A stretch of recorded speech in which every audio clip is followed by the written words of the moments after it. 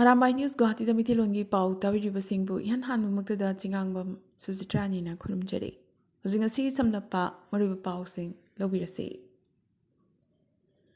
Guwahati gi Mapandasu Assam Lengaki Cabinet Mipam Pambagum Assam Assembly Mipamsu Guwahati Mapanda Pambagi Warep Assembly na Laukre. CM gi suggestion matungina Assam Assembly gi Mathangi Mipam Kokrajharda Pangthokani haina Speaker Bishwajit Daimarina Lauthokre. Mathangda Dima Hasau, Karbi Anglong, Dribugar amadi Lakhimpur chingba yauna state asigi atai district singdasu assembly mipam phamlagani hairi. Asumna infrastructure leiba mafam singda hana assembly mipam singasi phamgani su hairi.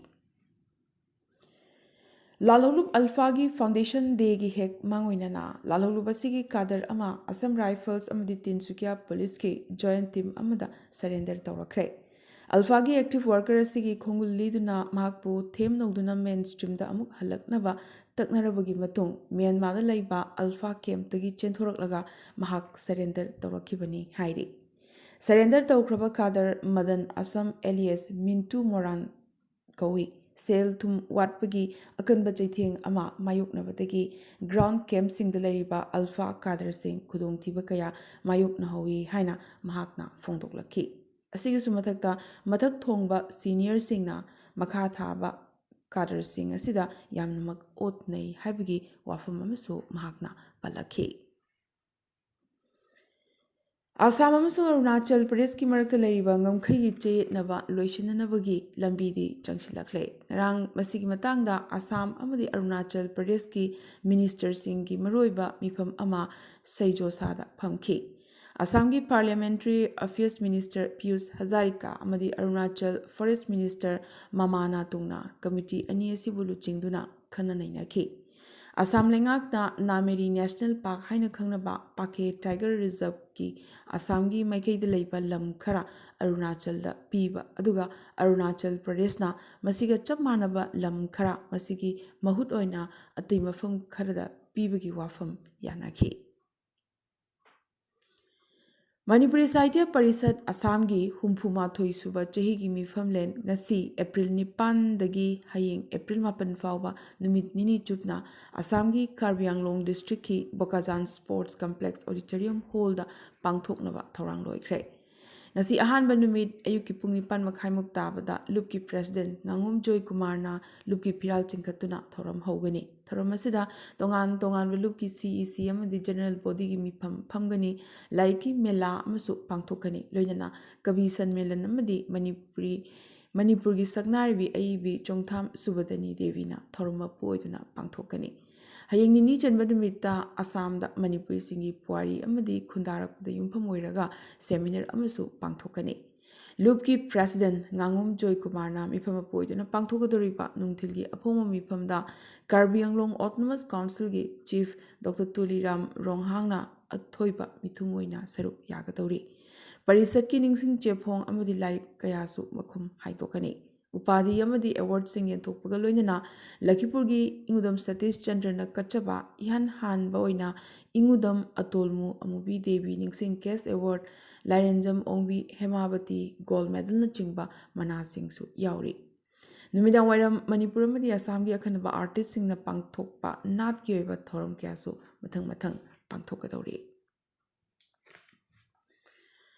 Ining Thawlai Sema Sana Zawba amadi Chief Minister N. Biren Maithaina Luchingba ani asina masagi oizaba thadoktuna Kanglai imagi matambakta khunda leitariba Kanglup Purup Namaki Yaipanabagi the Michang Mikai Naidana Hanba Laitaba Tongaga Loinana Hotnaringi Maragasida Haukiba March Kuntaruki Tautok Adunamaram Oraga Kanglup Purup Yangtinabagi Machak Ama Ohelak Pasi Equi Quip Namaki Laibak Thibani Watoasi Hena Paktok Choktok Tringai Ti Ramanandana Stage Matak the Leptuna Maki Areva Tona Sinaduna Pongna Ngankibagum Kanglecha Equigi Amatangaraba Kangla Utra Mamanga Soikre Lankre Haiduna Ining Thawlai Semba Sana Zawba Chief Minister Amadi Leibak Miyam Mamangda Sengdok Hangadabani Machi Marumda Soikre Lankre Haina Sengdokpadi Equi Yapham Thokte Makha Tarakpadasu Kanglai Pak Pu Kainanaba Torokpa Kudingmaki Mayokta Lepkani इनिंथौ लैसेम सनाजाउबना लौखलकपा थबक थौरम खुदिमक्तसु मालेमगी अपुनबा मैती लाइनिंग लुपना अचौबा थौदांग लौगनी हाइना लुबसिकी जनरल सेक्रेटरी ना थादोरकपा चेरोल अमना फोंदोरकले Christian lining sandokpa ti Ramananda kauba amana sajjalbo howdongni karemnakiba adu numit taret nigi manungda Universal Friendship Organization UFO haiboki Central Headquarter lakna wakhal taminasi hairakle Manipur Press Club ta pangthopa pawgi mifam amada UFO gi Secretary General Yumlembam Mairaba angomna phongdokibada lining ama sandokpa matamda atopagi lining ama hullaga ngangba haibasi achumba khongthang natte Sajjaldi nampuda mibu wakal tahanbagi thabak tawzaroi piriba matam asigi manungda lakduna wakal taminasi haina appeal tawrakli Ngarang Nambol Kongkham Youth Club and Library gi Yankhimapan Subamapo Kumon Thoram Club asigi mayai sanglenda pangthokre Thoram asigi manung channa handakta Nauna Sahitya Academy New Delhi na Manipuri Language Advisory Board ki convener oina khalakraba Dr. Rajen Toizamba amadi handak Kolkata da pangthokiba Anisuba NIRR International Film Festival ing lisingani kulhumdoida Special Jury Mention Award panglakraba Manipuri feature film Asengba Iralgi story writer lyrics and producer K.H.H. Subatani Amazing Films ki director O.C. Meirabu Harau Tayamna club asina taramna oktuna ikai khomna utkre Thoromaduda Pongnafam Pauchegi editor Aribam Robindro Sarmana chief guest Chingakham Basanta caretaker chairperson Nambol Municipal Council na special invitee oina saruk yakhi Loinana Dr. Dhanabir Laishram social scientist na wangangki Kongkham Purnima caretaker councillor Laurembam Olen Kumar columnist na guest of honor amadi N Poiringanba Mangalna president oiki Ningsing bayai kumon thoramasigi manung channa April 3 Kongkham Mayai Women's Literary Competition amasu pangthokhi Imung ama sembada mau singi thodang haiba hiramasida mau kunmarina saru yakhi competition duda SK Apanba lyricist editor Kanglei Khol Sobita Saubam president ATERC amadi KC Gita secretary general Saipalna jury members sing oina saru yakhi Lagliba April 15 da Manipurgi Indoor Stadium Sports Complex Khuman Lampak ta pangthokadoriba Femina Miss India gi 68 suba edition gi grand finale da saruk yagadaba Sakhen bi Kuntra ngarang Bir Tikandazi International Airport Imphal da thunglakre Sakhen bi sing asina airport gi hek thorakpaga mukhoibu miyamna taramna okibaga loinana Manipur tradition gi leiting oiriba kajenglei amamsu upikhi Security personnel sing na ngak senduna makuibu chingmeirong de leiba hotel classic grande da purakhi panbayai awang nungpog India gi puari da Femina Miss India grand finale Manipur na yumbu oiduna handak yan hanna pangthokadori bane Imphal West Langthawal AC gi Naral Kungsil gi Soram Bishwa Prem Luang gi Sangaita ngarang Sajibu gi 36 ni panba April 3 ta Health Society Manipur chapter na sinduna achamba chaklena magaloina na World Health Day gi thoram pangthokre thoram aduda ahung sangwam Surendra Kumar advocate cum social activist GD Bam amadi KH Iboyaima national amadi international awardina mathang sina athoiba mithung amadi thoburel oiduna phambakta leitengki thoramga mari linana Saikhom Bikram yoga instructor na haikibada malem imana thambiramba makhal makha khayagi afaba chinjak maroina machal suna yauraba mamagi khomlang angang singna thaktuna nada yektana leibagum ekhoi punna hakjang phana leiminasi haiki ngasigi thoramaduda Soram Bishwa Prem Luang Maisnam Mangibabu Salam Yai School Takhelambam Meghamilan Wangkhem Sunil amadi Phundrai Mayum Ingo Chana Chingpan Maroiba Miyoi Kyasu Saruk Yaki Aroiba Dangasigi Tentakpa Maroiba Pao Khara Assamgi Bhavanipur outpost ki manung channa Garyada Mapuroibana ot naimanbadagi Khangbangam-drabi nupi amana Mapuroibabu thangna thinduna hatpagi tuzungningai oiraba thodok ama thokre Assamgi Chingi Sahar Harangajawda Sangom Apamba Charubadagi Angang 15 hena hospital da laikanakre Athum ahau yonba dukan amadagi Sangom Apamba Charuba matung hariba angang singase yamna kanna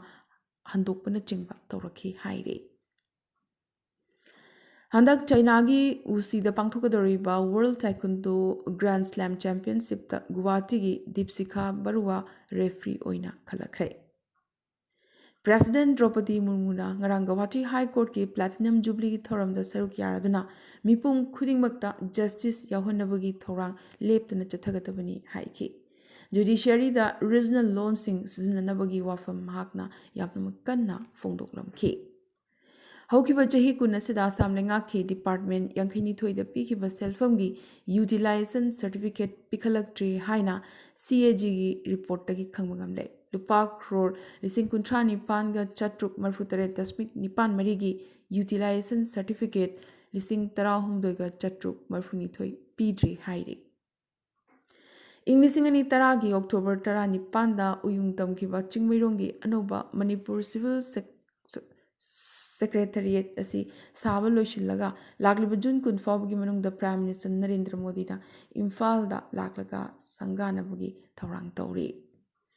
ꯑꯅꯧꯕ ꯈꯨꯃꯥꯡ ꯆꯥꯎꯁꯤꯟꯕ ꯑꯃ ꯑꯣꯏꯅ ꯑꯔꯨꯅꯥꯆꯜ ꯂꯩꯉꯥꯛꯅ ꯍꯧꯖꯤꯛ ꯐꯥꯎꯕ ꯊꯤꯕ ꯐꯪꯗꯅ ꯂꯩꯔꯤꯕ ꯆꯤꯡꯒꯥꯔꯣꯏ ꯇꯥꯄꯤ ꯃ꯭ꯔꯥꯕꯨ ꯊꯤꯍꯨꯝꯕ ꯆꯠꯊꯅꯕꯒꯤ action plan ꯌꯥꯠꯅꯅꯕ Arunachal ꯂꯩꯉꯥꯛꯅ ꯀꯃꯤꯇꯤ ꯑꯃ ꯁꯦꯝꯈ꯭ꯔꯦ꯫ ꯄꯟꯕ ꯌꯥꯏ ꯇꯥꯄꯤ ꯃ꯭ꯔꯥ ꯑꯃꯁꯨꯡ ꯃꯍꯥꯛꯀꯤ ꯂꯣꯏꯅꯕ ꯅꯤꯀꯨꯗꯥꯎ ꯍꯧꯈꯤꯕ ꯆꯍꯤ ꯏꯪ 2019ꯒꯤ ꯑꯣꯒꯁꯠ ꯊꯥꯗꯒꯤ ꯍꯧꯅ ꯊꯤꯕ ꯐꯪꯗꯅ ꯂꯩꯔꯛꯈꯤꯕꯅꯤ꯫ ꯄꯟꯕ ꯌꯥꯕꯗꯤ ꯂꯩꯉꯥꯛꯅ ꯁꯦꯝꯂꯤꯕ ꯀꯃꯤꯇꯤ ꯑꯁꯤꯗ ꯇꯥꯄꯤ ꯃ꯭ꯔꯥ ꯑꯃꯗꯤ ꯅꯤꯀꯨꯗꯥꯎꯒꯤ ꯏꯃꯨꯡꯒꯤ ꯃꯤꯑꯣꯏꯁꯤꯡꯁꯨ ꯌꯥꯎꯔꯤ꯫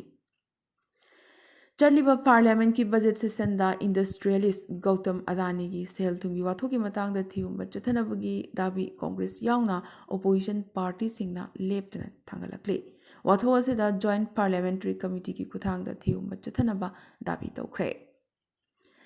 ꯏꯟꯗꯤꯌꯟ ꯑꯥꯔꯃꯤꯒꯤ ꯑꯥꯔꯇꯤꯂꯔꯤ ꯐꯣꯔꯁꯇ ꯅꯨꯄꯤ ꯖꯋꯥꯟꯁꯤꯡꯁꯨ ꯃꯥꯡ ꯊꯥꯗꯨꯅ ꯂꯥꯟꯗ ꯁꯔꯨꯛ ꯌꯥꯔꯒꯅꯤ꯫ ꯆꯠꯂꯤꯕ ꯊꯥ ꯑꯁꯤꯗ ꯑꯥꯔꯃꯤ ꯑꯦꯀꯥꯗꯦꯃꯤꯒꯤ ꯇ꯭ꯔꯦꯅꯤꯡ ꯂꯣꯏꯁꯤꯟꯈ꯭ꯔꯕ ꯅꯨꯄꯤ ꯑꯥꯔꯃꯤ ꯑꯣꯐꯤꯁꯔꯁꯤꯡꯅ ꯑꯁꯨꯝꯅ ꯂꯩꯕꯥꯛ ꯑꯁꯤꯒꯤ ꯑꯥꯔꯃꯤꯒꯤ ꯄꯨꯋꯥꯔꯤꯗ ꯑꯅꯧꯕ ꯂꯃꯥꯏ ꯑꯃ ꯍꯥꯡꯗꯣꯛꯈ꯭ꯔꯦ꯫ ꯏꯍꯥꯟ ꯍꯥꯟꯕ ꯑꯣꯏꯅ ꯅꯨꯄꯥꯒ ꯂꯦꯡꯒꯣꯟꯅꯗꯨꯅ ꯌꯦꯛꯅꯕꯒꯤ ꯃꯥꯌꯣꯛꯇ ꯅꯨꯄꯤ ꯖꯋꯥꯟꯁꯤꯡ ꯑꯁꯤꯅ ꯅꯣꯡꯃꯩ ꯄꯥꯏꯗꯨꯅ ꯂꯥꯟꯊꯦꯡꯅꯔꯒꯅꯤ꯫ ꯍꯥꯟꯅꯒꯤ ꯌꯨꯅꯤꯌꯟ ꯃꯤꯅꯤꯁꯇꯔ A.K. ꯑꯦꯟꯊꯅꯤꯒꯤ ꯃꯆꯥꯅꯨꯄꯥ ꯑꯅꯤꯜ ꯑꯦꯟꯊꯅꯤ ꯀꯣꯡꯒ꯭ꯔꯦꯁ ꯊꯥꯗꯣꯛꯈ꯭ꯔꯕ ꯃꯇꯨꯡ ꯍꯧꯅꯕꯤ ꯃꯇꯨꯡꯏꯟꯅ BJPꯗ ꯆꯪꯈ꯭ꯔꯦ꯫ BBCꯅ ꯅꯔꯦꯟꯗ꯭ꯔ ꯃꯣꯗꯤꯒꯤ ꯃꯇꯥꯡꯗ ꯁꯦꯝꯈꯤꯕ ꯗꯣꯀꯨꯃꯦꯟꯇꯔꯤ ꯑꯗꯨꯒꯤ ꯃꯇꯥꯡꯗ ꯃꯣꯠ ꯃꯥꯟꯅꯗꯕꯗꯒꯤ ꯀꯣꯡꯒ꯭ꯔꯦꯁ ꯊꯥꯗꯣꯛꯈꯤꯕꯅꯤ ꯍꯥꯏꯅ ꯑꯅꯤꯜ ꯑꯦꯟꯊꯅꯤꯅ ꯐꯣꯡꯗꯣꯔꯛꯈꯤ꯫ ꯒꯥꯟꯙꯤ ꯏꯃꯨꯡꯒ ꯌꯥꯝꯅꯃꯛ ꯅꯛꯁꯤꯟꯅꯕ A.K. ꯑꯦꯟꯊꯅꯤꯒꯤ ꯃꯆꯥꯅꯨꯄꯥꯅ BJPꯗ ꯆꯪꯕꯁꯤ ꯔꯥꯖꯅꯤꯇꯤꯒꯤ ꯁꯥꯔꯀꯜꯗ ꯉꯥꯡꯅꯕꯒꯤ ꯃꯆꯥꯛ ꯑꯃ ꯍꯥꯏꯕꯗꯨ ꯑꯣꯏꯔꯛꯂꯤ꯫ ꯃꯨꯝꯕꯥꯏ ꯑꯍꯃꯗꯥꯕꯥꯗ ꯕꯨꯂꯦꯠ ꯇ꯭ꯔꯦꯟ ꯆꯦꯟꯕꯒꯤ ꯁꯦꯝ ꯁꯥꯕꯒꯤ ꯊꯕꯛ ꯀꯟꯅ ꯆꯠꯊꯔꯤ꯫ ꯆꯍꯤ 4ꯒꯤ ꯃꯅꯨꯡꯗ ꯁꯥꯕ ꯂꯣꯏꯔꯒꯅꯤꯁꯨ ꯍꯥꯏꯔꯤ꯫ ꯍꯧꯖꯤꯛ ꯐꯥꯎꯕꯗ ꯆꯥꯗ 63 ꯈꯛꯇꯪꯒꯤ ꯊꯕꯛ ꯂꯣꯏꯕ ꯉꯝꯂꯦ꯫ ꯁꯃꯨꯗ꯭ꯔꯒꯤ ꯄꯤꯕꯨꯛꯅꯨꯡꯗ ꯆꯥꯎꯔꯥꯛꯅ ꯀꯤꯂꯣꯃꯤꯇꯔ 12 ꯇ꯭ꯔꯦꯟ ꯑꯁꯤꯅ ꯆꯦꯟꯒꯗꯧꯔꯤ꯫ ꯍꯥꯏꯔꯤꯕ ꯂꯝꯕꯤ ꯑꯁꯤꯒꯤ ꯃꯃꯤꯡ ꯃꯨꯝꯕꯥꯏ ꯑꯍꯃꯗꯥꯕꯥꯗ ꯍꯥꯏ ꯁ꯭ꯄꯤꯗ ꯔꯦꯜ ꯀꯣꯔꯤꯗꯣꯔ ꯊꯣꯟꯒꯅꯤ꯫ ꯀꯣꯔꯤꯗꯣꯔ ꯑꯁꯤ ꯁꯦꯝꯕꯗ ꯂꯨꯄꯥ ꯀ꯭ꯔꯣꯔ ꯂꯥꯈ 1.9ꯒꯤ ꯕꯖꯦꯠ ꯊꯝꯂꯤ꯫ ꯑꯣꯜ ꯏꯟꯗꯤꯌꯥ ꯊꯤꯌꯦꯇꯔ ꯀꯥꯎꯟꯁꯤꯜꯅ ꯖꯝꯁꯦꯗꯄꯨꯔꯒꯤ ꯇꯥꯇꯥꯅꯒꯔꯗ ꯂꯩꯕ ꯁ꯭ꯔꯤꯅꯥꯊ ꯌꯨꯅꯤꯚꯔꯁꯤꯇꯤꯗ ꯍꯟꯗꯛ ꯄꯥꯡꯊꯣꯛꯈꯤꯕ ꯊꯤꯌꯦꯇꯔꯒꯤ ꯑꯆꯧꯕ ꯃꯤꯐꯝ ꯑꯃꯗ ꯑꯋꯥꯡ ꯅꯣꯡꯄꯣꯛ ꯁ꯭ꯇꯦꯠꯀꯤ ꯑꯣꯏꯅ ꯃꯅꯤꯄꯨꯔ ꯊꯤꯌꯦꯇꯔ ꯑꯦꯀꯥꯗꯦꯃꯤ ꯋꯥꯡꯒꯣꯏꯒꯤ ꯗꯤꯔꯦꯛꯇꯔ ꯁꯔꯨꯡꯕꯝ ꯕꯤꯔꯦꯟꯕꯨ ꯅꯦꯁꯅꯦꯜ ꯑꯦꯛꯖꯤꯀ꯭ꯌꯨꯇꯤꯚ ꯀꯥꯎꯟꯁꯤꯜꯒꯤ ꯃꯦꯝꯕꯔ 10 ꯈꯟꯕꯒꯤ ꯃꯅꯨꯡꯗ ꯌꯥꯎꯔꯛꯈ꯭ꯔꯦ꯫ ꯑꯁꯥꯝ ꯌꯥꯎꯗꯕꯤꯗ ꯑꯋꯥꯡ ꯅꯣꯡꯄꯣꯛ ꯁ꯭ꯇꯦꯠ 6ꯀꯤ ꯃꯤꯍꯨꯠ ꯑꯣꯏꯅ ꯃꯍꯥꯛꯄꯨ ꯈꯜꯂꯛꯈꯤꯕꯅꯤ꯫ ꯏꯟꯗꯤꯌꯥꯗ ꯍꯟꯗꯛ ꯃꯔꯛ ꯀꯣꯚꯤꯗ ꯀꯦꯁ ꯍꯦꯟꯒꯠꯂꯛꯂꯤꯕ ꯑꯁꯤꯗ मियेंग ꯊꯝꯂꯒ ꯁꯤꯛꯀꯤꯝ ꯂꯩꯉꯥꯛꯅ ꯑꯦꯗꯚꯥꯏꯖꯔꯤ ꯏꯁꯨ ꯇꯧꯔꯛꯈꯤꯕꯒ ꯂꯣꯏꯅꯅ ꯃꯤꯌꯥꯝꯗ ꯐꯦꯁ ꯃꯥस्क ꯎꯞꯅꯅꯕꯁꯨ ꯍꯥꯏꯔꯛꯈ꯭ꯔꯦ꯫ ꯕꯩꯖꯤꯡ ꯈꯣꯡꯆꯠꯇ ꯂꯩꯔꯤꯕ ꯐ꯭राꯟꯁꯀꯤ ꯄ꯭ꯔꯦꯁꯤꯗꯦꯟꯠ ꯏꯃꯥꯅꯨꯑꯦꯜ ꯃꯦꯀ꯭ꯔꯣꯟꯅ ꯆꯥꯏꯅꯥꯒꯤ ꯂꯨꯆꯤꯡꯕ ꯁꯤ ꯖꯤꯟꯄꯤꯡ ꯌꯨꯀ꯭ꯔꯦꯟꯒꯤ ꯃꯥꯌꯣꯛꯇ ꯔꯁꯤꯌꯥꯅ ꯆꯠꯊꯔꯤꯕ ꯂꯥꯟ ꯑꯁꯤ ꯂꯦꯞꯍꯟꯅꯕꯒꯤ ꯃꯇꯦꯡ ꯄꯥꯡꯕꯤꯌꯨ ꯍꯥꯏꯖꯈꯤ꯫ ꯑꯃꯗꯤ UNꯒꯤ ꯁ꯭ꯇꯦꯇꯤꯁꯇꯤꯀꯦꯜ ꯀꯃꯤꯇꯤꯗ ꯆꯥꯏꯅꯥꯕꯨ ꯃꯥꯏꯊꯤꯕ ꯄꯤꯔꯒ ꯏꯟꯗꯤꯌꯥꯅ ꯃꯐꯝ ꯑꯃ ꯀꯟꯕ ꯉꯝꯈ꯭ꯔꯦ꯫ ꯃꯦꯝꯕꯔ ꯂꯩꯕꯥꯛꯁꯤꯡꯒꯤ ꯃꯁꯤꯡ ꯌꯥꯝꯂꯕ ꯚꯣꯠ ꯐꯪꯗꯨꯅ UNꯒꯤ ꯌꯥꯝꯅꯃꯛ ꯃꯔꯨꯑꯣꯏꯕ ꯀꯃꯤꯇꯤ ꯑꯁꯤꯗ ꯆꯍꯤ 4ꯒꯤ ꯑꯣꯏꯅ ꯏꯟꯗꯤꯌꯥ ꯃꯦꯝꯕꯔ ꯑꯣꯏꯔꯒꯅꯤ꯫ ꯚꯣꯠ 59ꯒꯤ ꯃꯅꯨꯡꯗ ꯏꯟꯗꯤꯌꯥꯅ ꯚꯣꯠ 93 ꯐꯪꯈꯤ꯫ Foreign minister S. ꯖꯌꯁꯪꯀꯔꯕꯨ ꯏꯟꯗꯤꯌꯥ ꯄꯨꯝꯕꯅ ꯊꯥꯒꯠꯅꯔꯛꯂꯤ꯫ ꯉꯁꯤꯒꯤ ꯑꯣꯏꯅꯗꯤ ꯑꯔꯥꯝꯕꯥꯏ ꯅ꯭ꯌꯨꯁ ꯒꯨꯋꯥꯍꯥꯇꯤꯗ ꯃꯩꯇꯩꯂꯣꯟꯒꯤ ꯄꯥꯎ ꯁꯟꯗꯣꯛꯆꯕ ꯃꯇꯥꯡ ꯑꯁꯤꯗ ꯂꯣꯏꯁꯤꯟꯖꯕꯒ ꯂꯣꯏꯅꯅ ꯇꯥꯕꯤꯔꯤꯕꯁꯤꯡꯕꯨ ꯑꯃꯨꯛꯀꯁꯨ ꯍꯟꯅ ꯈꯨꯔꯨꯝꯖꯔꯤ꯫